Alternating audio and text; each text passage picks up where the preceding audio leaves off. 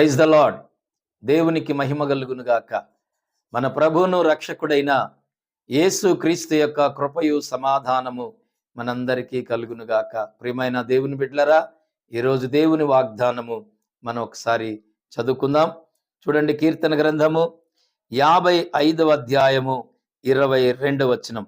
నీ భారము యెహోవా మీద మోపుము, ఆయనే నిన్ను ఆదుకొనును, నీతిమంతులను ఆయన ఎన్నడూ కదలనీయడు. దేవునికి మహిమ కలుగును గాక.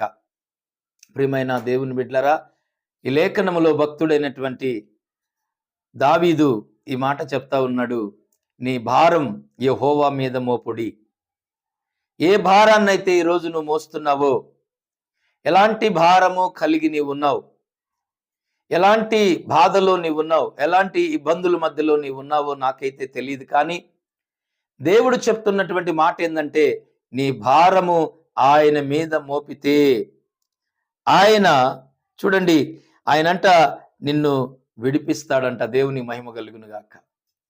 ఎలాంటి పరిస్థితుల్లో నీవున్నా, గడాంధకారపు చీకటిలో నీవున్నా, వ్యాధి బాధతో నువ్వున్నా, అప్పుల సమస్యలతో నీవున్నా, సంతానము లేని పరిస్థితుల్లో నీవున్నా, వివాహము జరగని పరిస్థితుల్లో నీవున్నా, ఉద్యోగము లేకుండా నీవున్నా, నీ యొక్క కుటుంబము విడిపోయి మరి భయంకరమైన పరిస్థితుల మధ్యలో నీ కుటుంబం చెల్లాచెదరై ఉన్నా, ఏ స్థితిలో ఉన్నా నీ భారాన్ని యెహోవా మీద మోపు. ఆయన నిన్ను ఆదుకోవడానికి ఆయన హస్తము రెడీగా ఉంది. దేవునికి మహిమ కలుగును గాక.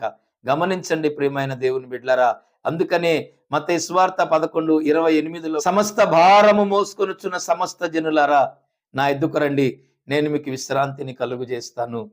చాలా మంది ఈ రోజుల్లో విశ్రాంతి లేక, సమాధానం లేక, నెమ్మది లేక ఎంతో మంది ఈ లోకములో భయంకరమైనటువంటి పరిస్థితుల మధ్యలో ఉన్నారు.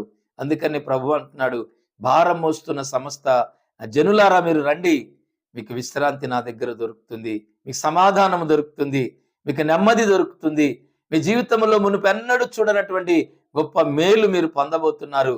క్రీస్తును సొంత రక్షకుడిగా మీరు చేర్చుకున్నట్లయితే మీ జీవితంలో అనేకమైన గొప్ప కార్యాలు జరుగుతాయి.